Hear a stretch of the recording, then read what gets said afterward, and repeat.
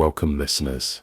Tonight we delve into a new chronicle, a tale woven from the ancient stones and hidden histories of a city steeped in both beauty and shadow. It begins with an unassuming object, a simple souvenir that becomes a conduit to something far more sinister than imagined. Prepare yourselves for a journey into the unsettling heart of Istanbul. Chapter 1. The Weight of Sultanahmet. The chipped ceramic bowl felt cool and strangely heavy in my hands. I'd haggled for it in the labyrinthine depths of the Grand Bazaar, a splash of faded turquoise amidst a riot of more vibrant wares. It wasn't particularly beautiful, just old, authentically so. The vendor had insisted, his eyes crinkling at the corners like sun-baked earth. He'd spun a vague tale of it belonging to a pasha's forgotten concubine, a narrative I'd taken with the requisite grain of salt, more interested in the bowl's unassuming presence than its supposed pedigree. Back in my rented apartment in Sultanahmet, the bowl sat on my worn wooden desk, a silent observer of my otherwise unremarkable days. I was in Istanbul on a writing retreat, seeking inspiration in the city's rich history and vibrant chaos. My routine was simple: wake with the call to prayer echoing from the nearby Blue Mosque, wander the ancient streets, scribble in my notebook at a local cafe, and return in the evening to the quiet solitude of my study. The bowl quickly became a familiar fixture, a tactile anchor in my temporary space. The first oddity was subtle, easily dismissed. A faint, earthy smell seemed to emanate from it, a scent like damp soil, and something else, metallic, almost like old blood. I cleaned the bowl thoroughly, scrubbing away the dust of ages, but the scent persisted, a phantom aroma that would occasionally waft up when the air was still. I found myself unconsciously turning the bowl, examining its simple, almost crude floral carvings, wondering about the hands that had shaped it centuries ago. Then came the sounds. At first I thought it was the building settling, the groan of old timber and shifting stone that is commonplace in such ancient structures. But these sounds were different, faint, whispery noises, like someone sighing just beyond the periphery of my hearing. They usually occurred late at night, when the city outside my window had finally begun to quiet. I'd lie in bed, straining to decipher the source, my imagination conjuring up drafts, stray cats, anything but what a small, rational part of my mind tentatively suggested: the bowl. One evening, as a particularly fierce thunderstorm raged outside, the whispers intensified. They were no longer indistinct sighs, but seemed to form into hushed syllables, a language I didn't recognize yet somehow felt familiar. Fear, cold and sharp, pricked at the back of my neck. I got out of bed and stood in the doorway of my study, the only light coming from the flashes of lightning illuminating the bowl on my desk. It sat there, an inert object, yet the whispers seemed to swirl around it, caught in the still air. The following day, I decided to research the bowl. The vendor hadn't provided any specific details, and my own cursory searches online yielded nothing. I visited the local libraries, poring over books on Ottoman ceramics and local folklore, hoping to find a similar design or any mention of unusual properties associated with such objects. Days turned into nights, filled with the rustle of old pages and the growing unease that gnawed at me. The whispers continued, sometimes accompanied by a faint tingling sensation in the air around the bowl. One afternoon, while examining the bowl under a strong light, I noticed something I had missed before. Etched into the base, almost invisible beneath the grime and wear, were a series of tiny symbols. They weren't Ottoman script. They looked older, more primal. I carefully photographed them, spending hours trying to find a match in books on ancient Anatolian civilizations and forgotten languages. Finally, after days of fruitless searching, I stumbled upon a reference in a dusty academic paper about pre-Ottoman rituals in the region.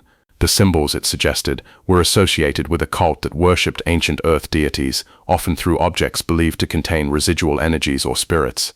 The paper mentioned specific rituals involving ceramic vessels and whispered incantations. A chilling realization began to dawn. That night, the whispers were louder than ever before. They seemed to pulse with a strange energy, and the metallic scent emanating from the bowl was overpowering. As I sat at my desk, the photographs of the symbols spread before me. I felt an almost irresistible urge to touch the bowl. Hesitantly, I reached out, my fingertips brushing against the cool ceramic. A jolt like static electricity shot up my arm. The room seemed to dim, and the whispers coalesced into a single, guttural utterance, a word that resonated deep within my bones, a word that felt ancient and malevolent. The air grew heavy, and I had the terrifying sensation that something was stirring within the bowl, something dark and long dormant, and that I had somehow awakened it. The single bulb hanging from my ceiling flickered violently and then plunged the room into darkness. Outside, the sounds of the city had vanished, replaced by an unnerving silence. I fumbled for my phone, my heart pounding in my chest, the whispered word echoing in my mind, the unseen presence in the darkness feeling closer than ever before.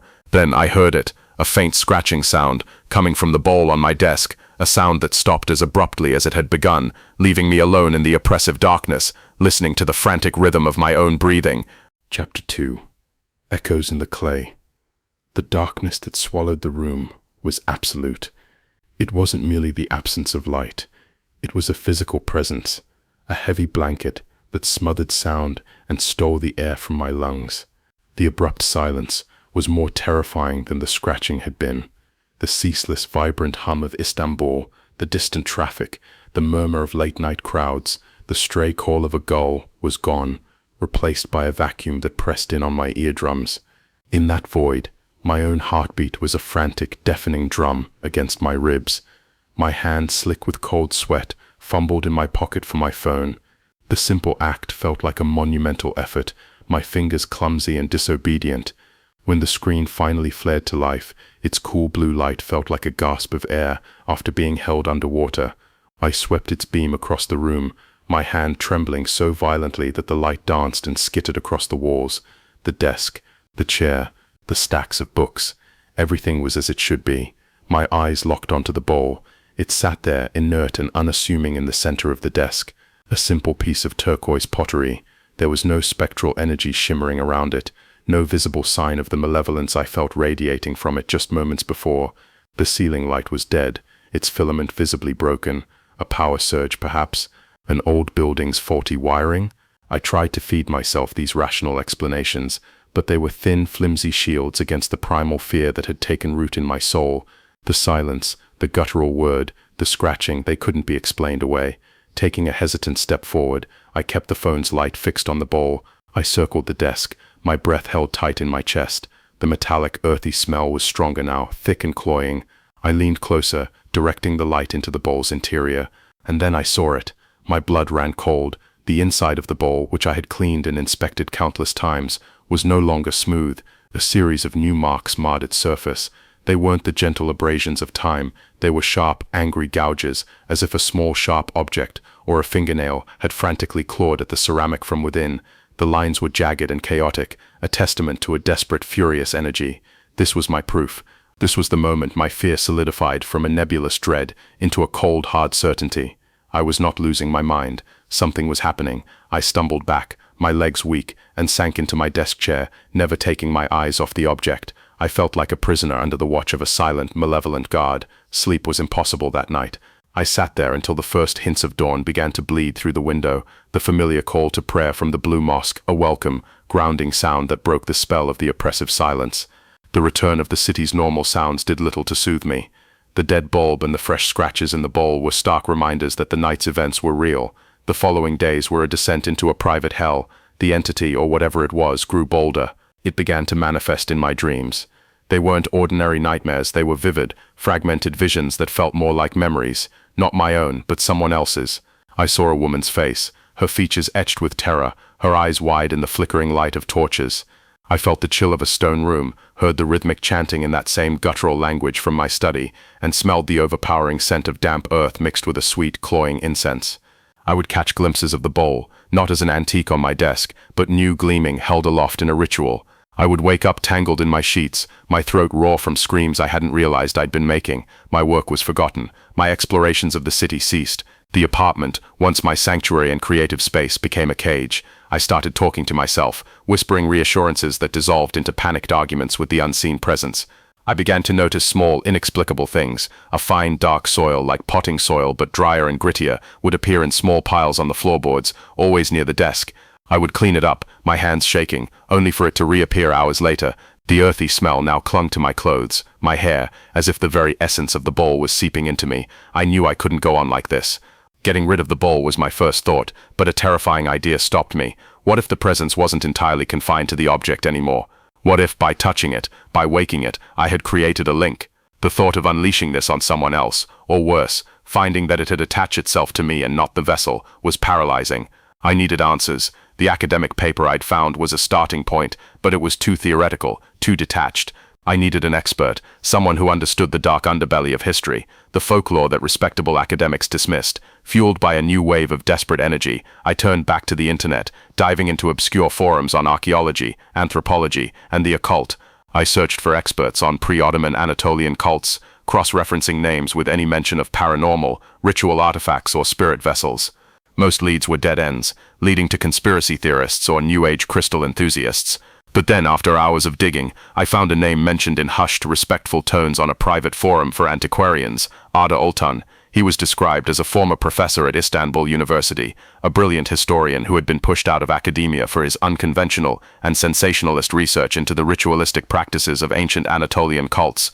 He now worked as a private consultant, a specialist in objects with storied pasts, as one user cryptically put it. He had no official website, only a sparsely populated blog with dense essays on forgotten deities and the power of sympathetic magic.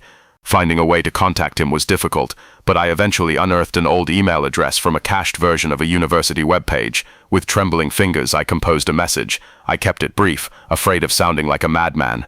I simply said I was an independent writer researching an unusual ceramic piece from the Grand Bazaar, and that I had encountered some historical references that led me to his work. I attached the clear, high-resolution photographs I had taken of the symbols on the bowl's base. I hit send, a feeling of both hope and immense dread washing over me. For 2 days there was no reply. The nightmares worsened, the piles of soil grew larger, and the feeling of being watched was constant. I had begun to think my email was lost in the ether, that I was truly alone in this. Then, on the third evening, as I sat staring at the bowl, my phone buzzed on the desk beside me. It was an email from Arda Altan. My heart hammered against my ribs as I opened it. The message was shockingly brief, devoid of any greeting or pleasantry. It contained only 4 stark, chilling lines that made every hair on my body stand on end. I know these markings. You are in grave danger. Do not touch the bowl. Do not speak of what you have seen near it. Tell me where you are. I am coming. Chapter 3. The Scholar of Shadows. The 4 lines of Arda Altan's email burned on my screen, a digital brand of terror. Validation, when it finally came, was not a comfort, but a confirmation of the abyss I was teetering over. Grave danger. The words echoed the guttural utterance from the bowl, 2 languages an eternity apart, speaking the same truth. I replied instantly, my thumbs clumsy on the touchscreen, tapping out my address in Sultanahmet with a frantic urgency. Hope and dread were now inseparable, a toxic cocktail churning in my stomach. The next 36 hours were the longest of my life. Every creak of the ancient building was a footstep on the stair, every passing shadow in the window a harbinger of Altan's arrival. The presence in the apartment seemed to know I had betrayed it, that I had sought help. It grew sullen and aggressive. The whispers stopped their incessant, formless murmuring and took on a new, insidious quality. They sounded accusatory, hissing from the corners of the room when my back was turned. Twice I was jolted by the distinct, icy touch of a finger on the nape of my neck, only to whip around to an empty room. The piles of soil were no longer small, neat heaps. I awoke one morning to find a thin, dark line of it traced around the base of my bed, a clear and chilling perimeter. It was a cage within a cage. He arrived on a Tuesday afternoon, just as the sun was beginning to cast long shadows across the Golden Horn. The knock on my door was not the hesitant rap of a stranger, but 3 sharp, decisive raps. I peered through the peephole and saw a man who both fit and defied my expectations. He was perhaps in his late 50s, with a wild mane of salt and pepper hair pushed back from a high forehead. He wore a rumpled tweed jacket over a simple black shirt, and the lines on his face were carved deep, not by age, but by weariness and intense concentration. But it was his eyes that held me. They were dark and piercing, the eyes of a man who had stared into more than just dusty archives. I opened the door, and he stepped inside without waiting for an invitation. His presence immediately changed the atmosphere of the room. The air, which had felt thin and charged with a frantic energy, now seemed to settle, growing heavier, denser. He carried the scent of old paper, strong Turkish coffee, and faint, sweet pipe tobacco. His gaze swept the apartment once, taking in the scattered books, the unwashed mugs, and my own disheveled state, before landing on the desk, on the bowl. "So," he said, his voice a low, gravelly baritone, "that is the vessel." He didn't approach it. Instead, he walked to the window, looking out towards the blue mosque. Sultanahmet, of course, a place of potent energies, new faith built deliberately on top of the old. The layers here are thin. He turned back to me, his eyes boring into mine. "Tell me everything. From the moment you bought it, omit nothing, no matter how insignificant it seems." For the next hour, I recounted the entire story. The vendor, the strange weight, the smell, the whispers, the symbols, the blackout, the scratching, the nightmares of the terrified woman, the soil. He listened without interruption, his expression unchanging, his intense gaze never leaving my face. When I finished, a heavy silence fell between us. "You have not simply bought an antique," he said finally, his voice grim. "You have bought a prison, and you have become its new jailer." He walked slowly towards the desk, circling it like a predator studying its prey. He never came within arm's length of the bowl. "The symbols you photographed, they are from a syncretic cult that thrived in the Anatolian highlands long before the Ottomans. They merged the worship of the Earth Mother goddesses with a darker interpretation of the Greek Hecate, the goddess of magic, ghosts, and the crossroads. This bowl," he gestured with his chin, "is a hekateion, a ritual object, but its purpose was perverted. It was not made for worship, but for containment. A cold dread, more profound than any I had yet felt, washed over me. Containment. Containing what? Who?" he corrected softly. "Your nightmares are not your own. They are echoes. You are seeing the memories of the woman trapped inside." He explained that the cult was built on a rigid hierarchy, promising power through devotion. The spirit within the bowl, he believed, was a priestess of immense power, one who came to realize the true malevolent nature of the cult's leaders. She planned to expose them or escape, but she was betrayed. "They could not kill her," Alton continued, his voice barely above a whisper. "Her spirit was too strong, too tied to the primal energies they all worshipped. To destroy her would be to unleash that power unpredictably. So they created a prison. They performed a ritual of binding, using her own devotion to Hecate against her, twisting it, corrupting it. They bound her essence to this vessel, this clay mixed with soil from her own home, and condemned her to an eternity of silent, impotent rage.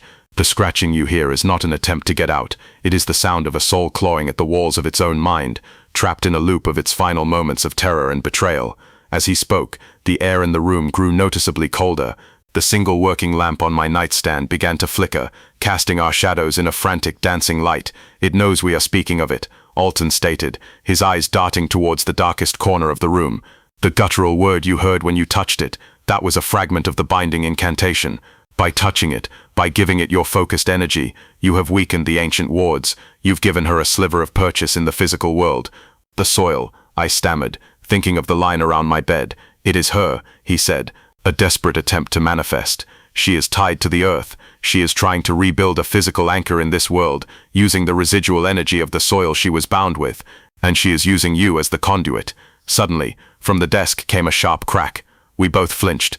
A new thin fracture line had appeared on the bowl's turquoise surface, a jagged lightning bolt bisecting one of the floral patterns. From it, a single sharp whisper sliced through the air, no longer a formless hiss but a clear venomous word that resonated with pure hatred: "Liar." Before I could react, a heavy book of Ottoman history on the shelf behind Altan launched itself across the room, its pages fluttering wildly, and smashed against the opposite wall with a deafening thud. Altan didn't even flinch, his gaze remaining fixed on the bowl. Her anger is now focused. She believes I am one of them, another man who seeks to control her. He finally turned his intense gaze back to me. "We cannot destroy it. That would be like shattering a bottle of nitroglycerin. It would release her essence violently, and she would likely latch onto the nearest living thing, you, tearing your mind and body apart. We cannot leave it, for the fracture shows the binding is already failing." He took a deep breath, the gravity of his next words settling on him like a shroud.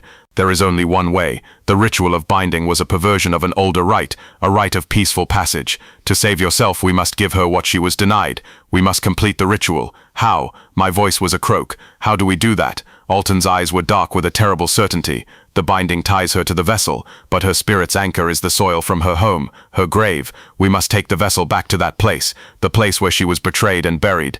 We must perform the counter-ritual to give her peace, to release her from the clay. He looked at me, and for the first time, I saw a flicker of something that looked like pity in his eyes. She is intrinsically linked to you now, he said, his voice low and urgent. The connection is growing stronger with every passing hour. We have to leave, now, before there is more of her in this room than there is of you. Chapter 4. The Kiln of Souls. There was no time for deliberation. Alton's words, "Before there is more of her in this room than there is of you," had severed my last ties to rational hesitation. Panic, cold and sharp, spurred me into motion. I moved through my apartment in a daze, throwing clothes haphazardly into a backpack. What does one pack for a confrontation with a tormented ancient spirit? A toothbrush, a clean shirt. The absurdity of the thought was a brief, hysterical flash in the storm of my fear. The apartment itself seemed to resist our departure. A glass fell from a shelf and shattered as I passed. The front door, which had always swung freely, was inexplicably jammed, forcing Alton to put his shoulder into it with a grunt. The whole place felt like it was holding its breath, trying to keep us and the bowl within its walls. Alton was a pillar of grim purpose. He instructed me to wrap the bowl in the thickest sweater I owned, insulating it, he said, as much from our world as from us. He carried it himself, holding the bundled object with a strange reverence, as if it were a volatile explosive or a holy relic. I followed him down the winding stairs and into the cool Istanbul night, leaving the lights on in my violated apartment, a silent, futile ward against the darkness I was now certain would never truly leave it. His car was a relic itself, an old boxy Volvo that had seen decades of Turkish roads. The interior smelled of the same pipe tobacco and old books that clung to him, but beneath it was the fainter, metallic tang of ozone, as if scientific instruments had once filled the space. The back seat was a jumble of canvas bags, leather-bound books with cracked spines, and a long, narrow wooden box secured with a leather strap. He placed the wrapped bowl carefully on the passenger side floor at my feet, and the simple act made my blood run cold. I was to be its keeper on this journey. As we navigated the sprawling, glittering chaos of Istanbul and merged onto the motorway heading east, the city's familiar hum was a comfort I hadn't realized I cherished. But with every kilometer we put between ourselves and the Bosphorus, the landscape began to change, and so did the nature of the haunting. The urban sprawl gave way to rolling hills, then to the vast, stark, and achingly ancient plains of Anatolia. The feeling of being watched didn't dissipate, it expanded. It was no longer confined to the four walls of my apartment, but seemed to rise from the rust-colored earth itself, from the monolithic rock formations that stood like silent, petrified giants against the skyline. The presence in the bowl grew restless. The air in the car would plummet in temperature for minutes at a time, making our breath plume in the enclosed space, despite the mild night. Twice, the radio, which Alton never turned on, crackled to life, emitting not static, but a chorus of discordant, whispering voices that were swallowed by silence the moment Alton slammed his hand on the dashboard. Worse were the visions. Staring out at the hypnotic, passing landscape, I would be plunged into flashes of the priestess's memory, more vivid and complete than any nightmare. I saw this same land, not through a car window, but from the back of a jostling cart. I saw a village of clay and timber, smelled wood smoke and roasting lamb. I felt the sun on my face, a moment of peace so profound it felt like my own memory. And then, the terror, the faces of the men who betrayed her, their eyes hard and merciless, the feeling of being dragged, the rough scrape of rope on my wrists. Her name, I learned in one of these flashes, a name that came to me on a wave of sorrow and rage, Alara. She remembers this land, Alton said, glancing over at me, his eyes catching my panicked expression in the dim glow of the dashboard. We are getting close to her home, to her grave. He explained that the counter-ritual was not an exorcism, it was an appeasement, an apology. We are not here to banish her, he said, his voice low and serious. We are here to guide her, to finish the ceremony. Her betrayer's corrupted. We must ask her to accept peace. And if she doesn't? I asked, my voice thin. Alton was silent for a long moment, his eyes fixed on the dark road ahead. Then her rage will consume the vessel, and she will take the nearest anchor to continue her war. That anchor, my friend, is you. We arrived hours later, as the moon hung high and pale in the sky. Alton turned off the main road onto a dirt track that seemed to lead to nowhere. He killed the engine, and the sudden silence was absolute. We were in a shallow valley, surrounded by low, barren hills. Before us stood the skeletal remains of what might have been a small settlement. But the centerpiece, the structure that drew the eye and chilled the soul, was a large, partially collapsed beehive-shaped kiln. It stood like a hollowed-out skull, its arched entrance a gaping dark maw. The ground around it was littered with millions of pottery shards, the failures and refuse of a forgotten age. The kiln of souls, Alton whispered, more to himself than to me. Where they forged her prison. This is the place. I could feel it the moment I stepped out of the car.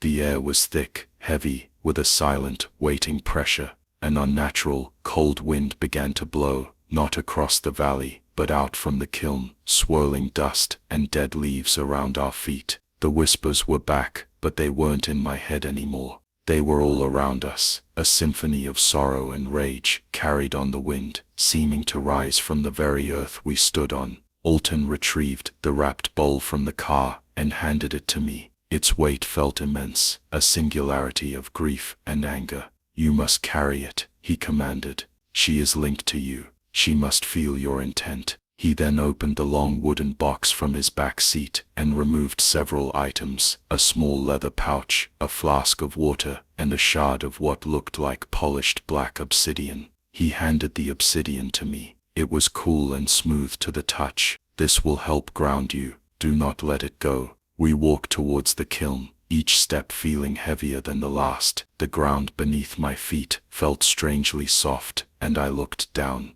The dark, gritty soil from my apartment was everywhere, the native earth of this cursed place. As we stopped about 20 feet from the kiln's dark entrance, Alton took a small sharp knife from his pocket. I will draw a circle of protection around us. Once inside, we do not leave it. No matter what you see, no matter what you hear, you must not run. And you must not, under any circumstances, drop the bowl. She will fight. She will show you her pain to break you. He bent down and began to carve a circle into the soil around us. As the tip of his knife broke the earth, a low groan emanated from the kiln. And then, as my heart seized in my chest, a faint, sickly orange light began to pulse within the kiln's gaping maw, growing brighter with every second, as if a great fire had just been stoked in its ancient belly after centuries of cold slumber. A wave of suffocating heat washed over us, and from the growing light, a woman's scream erupted, a sound of pure, undiluted agony and rage that had been held captive for millennia, and was, at long last, finding its voice. Chapter 5. The Offering of Ash and Apology. The scream was a physical thing, a wave of pure distilled agony that tore through the millennia of silence. It vibrated in my bones, in my teeth, a sound that bypassed the ears and sank directly into the soul. As the orange light from the kiln pulsed, casting the desolate landscape in a hellish dancing glow, I watched Alton complete the circle in the dirt. The instant the line was joined, the howling wind that battered us seemed to hit an invisible wall, ceasing abruptly. But inside the circle, the air grew impossibly heavy, the pressure immense and suffocating. Now, Alton yelled, his voice strained against the ongoing shriek from the kiln. Place the bowl in the center. Slowly, my arms felt like lead. The wool of the sweater wrapped around the bowl was an itchy, alien texture against my numb fingers. I shuffled forward, each step a struggle against a tangible resistance, as if I were wading through deep water. The heat from the kiln's maw was a physical blow, scorching my face, and within its light, I could see shadows twisting, long distorted shapes that mimicked men but were devoid of substance. They were the echoes of her betrayers, burned into the memory of this place. I carefully knelt and placed the bowl on the ground. As the fabric fell away, the turquoise ceramic seemed to absorb the kiln's malevolent light, glowing from within. The new fracture down its side was a dark, pulsing vein. Altan stood beside me, his face slick with sweat, but his eyes laser-focused. He uncorked his flask. "Water," he declared, "for purity and life, an offering to soothe the spirit's thirst for vengeance." He sprinkled a few drops onto the edge of our circle. He then produced a small bundle of dried herbs from his leather pouch, sage, to cleanse the path and clear the vessel for its final journey. He lit the bundle with a lighter, and a plume of sharp, aromatic smoke curled into the still air within our sanctuary. "Ilara," Altan called out, his voice not a command, but a plea. "We have come to offer you peace. We have come to break the cycle of those who bound you." The scream from the kiln morphed into a sound of splintering glass, a horrifying mocking peal of laughter that scraped the inside of my skull. And then it began, a voice not in the air but inside my mind. It was not my own thought. It was a woman's voice, sweet as poisoned honey, dripping with an eternity of scorn. "Liars," the voice whispered directly into my consciousness. "You are all the same, men who promise power and steal souls." The world dissolved. The orange light of the kiln consumed my vision, and I was no longer myself. I was there, in the firelight, centuries ago. I was Ilara. I saw the faces of the men, the elders of my cult, their features cloaked in shadow and false piety. I felt the weight of the new-made bowl in my hands, the very bowl that now sat broken before me. I felt their hands on me, the supposed ritual of ascension beginning. I tasted the herbs they gave me, felt the chant vibrate through my bones, and then the cold, sickening shock of betrayal, the binding words twisting from a blessing into a curse, the horrifying sensation of my essence, my consciousness, being forcibly pulled from my body, stretched thin, and woven into the very clay of the vessel. The last thing I saw through my own eyes was the kiln's door being sealed, plunging me into a darkness that had not ended for 1,000 years. The vision shattered, leaving me on my knees, gasping for air, tears and sweat mingling on my face. The pain and rage I felt were not entirely my own. They were hers, a psychic residue that clung to me like tar. "She is showing you," Altan yelled, his face pale. "Her rage is too strong. She will not accept our offerings. She believes we are them." As if on cue, the ground inside our circle began to tremble. The dark soil I had seen in my apartment, the very earth beneath us, began to shift and rise. It swelled into cohesive forms, creating a gallery of ghostly figures made of dust and dirt. The cowering shapes of her betrayers, their faces blank and featureless, began to stumble toward me, their soil-wrought hands reaching. The bowl in the center of the circle started to glow a dull, angry red, the crack widening with an audible groan. It was on the verge of shattering. "It is not enough," Altan cried out, his voice cracking with strain as he maintained his focus on the circle. "The ritual is not enough. She needs more than an apology from a stranger. She needs a confession." His words cut through my terror. A confession. The voice in my head was screaming now, a torrent of hatred and pain. I looked past the grasping soil figures, at the glowing red bowl, the source of it all. I thought of the vision, the raw, undiluted agony of her final moments. I was the only person in a millennium to have felt it. "Ilara," I whispered, my voice hoarse, then louder, projecting my voice and my thoughts. "Ilara, I saw it. I saw what they did to you." The soil figures hesitated, The screaming in my head lessened to a furious hiss. They praised your power, I continued, my voice gaining strength, the words pouring out of me from the memory she had forced upon me. They called you a chosen daughter of the earth, and you believed them, you trusted them, and they used your faith to forge your prison. They feared you, so they bound you. I held up the obsidian shard Altan had given me, its black surface reflecting the kiln's red light. I wasn't Altan, I wasn't a scholar, or a sorcerer, but I was the one she was linked to. I was the witness. They are gone, Elara, but their crime remains. I am not them, but I am a man, standing where they stood, and for them, for all of them, I apologize. For your stolen life, for your endless night, I am sorry. Driven by an impulse I didn't understand, I squeezed the shard of obsidian in my fist. The sharp edge bit deep into my palm. I gasped as I felt warm blood well up, a stark and real pain in this vortex of psychic torment. I opened my hand, extending it not towards the bowl, but towards the kiln, a small genuine offering of blood and pain, my pain, freely given, to acknowledge hers. Let it end, I pleaded.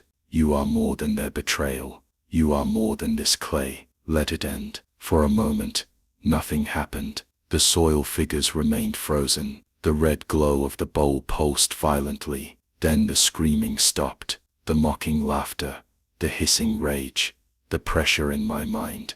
It all vanished. An absolute profound silence fell over the valley. The bowl flashed once, a blinding, brilliant burst of pure turquoise light that consumed the angry red and banished the shadows. It was a light that felt like a relieved sigh, like a sunrise after an eternal night. And then, with a soft final tink, the ceramic vessel, the Hecatean, the prison that had stood for 1,000 years, dissolved. It did not shatter. It simply crumbled into a fine gray pile of dust and ash. The strength fled my body. I collapsed onto the ground, the world spinning, the psychic backlash overwhelming me. The last thing I saw before my eyes closed was Altan rushing towards me, his face filled with awe and exhaustion. The danger was gone. She was gone. Then, as darkness took me, a final faint whisper brushed against the edge of my consciousness. It was no longer angry or tormented. It was clear and soft, and it spoke a single word: peace. Chapter 6. An Inheritance of Dust. I awoke to the gentle rocking of a car and the grey light of dawn. For a moment, I had no idea where I was. My body ached with a profound weariness, the kind that settles deep in the bones, but the frantic, gnawing anxiety that had been my constant companion for weeks was gone. My mind was quiet. The oppressive weight of a second consciousness, the constant, hateful whispers at the edge of my hearing, all of it had vanished. The silence was real, and it was beautiful. I turned my head. The Sultan was behind the wheel of his old Volvo, his face etched with exhaustion, but his eyes clear as we drove through the sleeping Anatolian countryside. The wrapped bundle that had been a source of so much terror was gone from the floor at my feet. The space felt blessedly empty. "You are awake," he said, his voice soft. He didn't take his eyes off the road. "You were unconscious for several hours. Is she?" I couldn't finish the sentence. "She is at peace," Altan confirmed, a note of finality in his tone. "Your apology, the offering, it was genuine. It was what she needed to hear. Not a ritual of magic, but an act of human contrition. You did not banish her. You freed her." We drove in comfortable silence for a while, the rising sun warming the landscape. I looked at my right hand. A thin, angry red line crossed my palm where I had gripped the obsidian shard. It would scar, a permanent reminder. When the bowl turned to dust, Altan said, reaching into the breast pocket of his tweed jacket. I examined the ashes. The binding was absolute, weaving her essence into the very clay. Nothing of her remained. He paused. Almost nothing. He passed me a small object. Nestled in my scarred palm was a tiny, perfectly preserved wildflower. Its delicate petals turned to stone. It was a soft, turquoise color, the exact shade of the bowl's glaze. It must have been caught in the clay when the bowl was made, Oltern explained. Something she held, perhaps, a piece of her life, of her physical world, that was imprisoned with her spirit. When her essence was released, this was all that was left behind, an echo in stone. I curled my fingers around the petrified flower. It was cool and smooth, an object of impossible delicacy that had survived an eternity of rage. It felt like an inheritance. Our return to Istanbul was the reverse of our departure. We moved from the stark silence of the ancient plains back into the growing hum of modern life. When Oltern dropped me in front of my apartment building in Sultanahmet, there were no grand pronouncements. We were two men bound by a shared secret horror, and there was nothing left to say.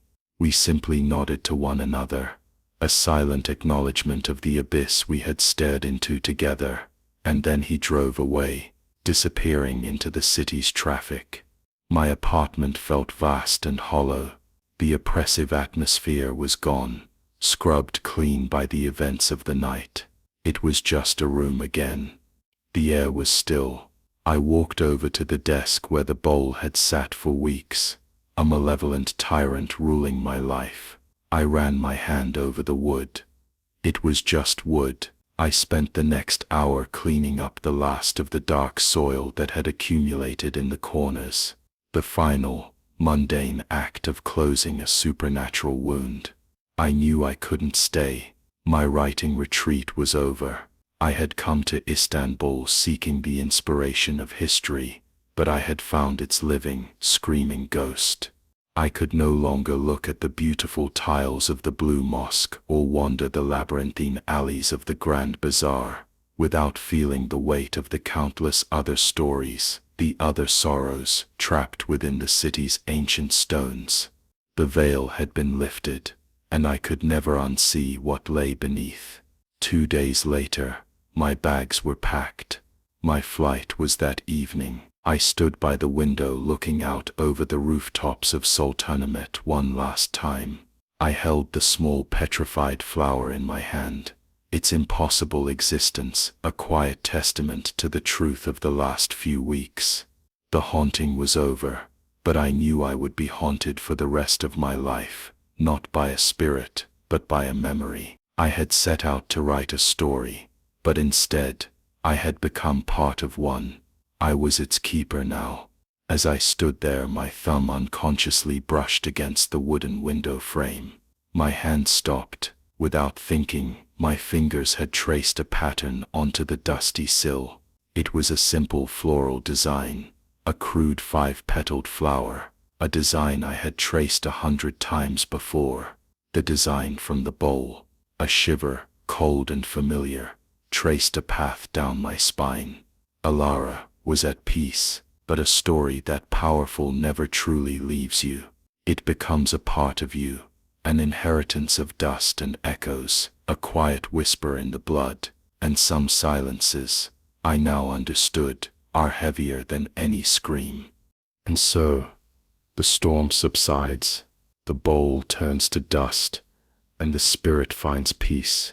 But some stories leave an echo on their bearers, a scar on the palm, or a petrified flower held as a keepsake.